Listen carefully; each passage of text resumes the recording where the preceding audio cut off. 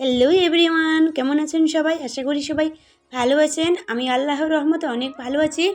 আজকে রান্নাটা আমি করব মাংস দিয়ে ফুলকপি রান্না। তা আমি মাংস আগের থেকে সিদ্ধ করে রেখেছি, যেটা আমরা জাল বলি। তো এভাবে দিয়েছি। তারপর এই যে সব মশলা কষিয়ে নিলাম। কষিয়ে নেওয়ার পর এই যে মাংস দিয়ে তারপর ভালো করে ভেজে ভেজে নিচ্ছি।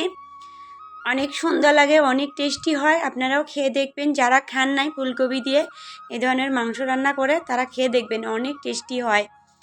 আমি তো ফুলকপি বাইর থাকলে এভাবে মাংস দিয়ে রান্না করি। তা আমি এই যে ফুলকপি দিয়ে দিলাম। তো এখন ভালো করে ফুলকপি দিয়ে ভালো করে কষিয়ে নেই। তা আমি আবারও নাড়িয়ে চাড়ে দেখছি, হয়তো পানি শুকিয়ে যাচ্ছে। আমাকে রান্না করতে গেলে খুব ভয় লাগে, কখন ব্যান পুড়িয়ে যায়, এই ভয়টা আমি সবসময় করি।